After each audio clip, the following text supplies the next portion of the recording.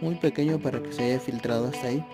Entonces, en sí, nunca, sí habían llegado aquí pasadores o pequeños seguros, agujas, a lo mejor un pequeño pedazo de cadena o pulsera o algo así, pero un calcetín nunca, no había llegado hasta acá, no había yo visto eso. Y más que es una lavadora nueva, entonces esta lavadora cuenta el cliente que tiene aproximadamente dos o un año de uso. Entonces hay que checar también por qué no tiene un filtro esta lavadora.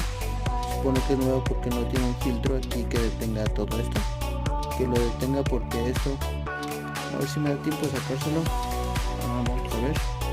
Bueno, vamos a pausar el video. No lo vamos a pausar. Lo vamos a pausar, vamos a tratar de sacárselo así. No, pero aquí, perdón, bien vuelto, pequeño.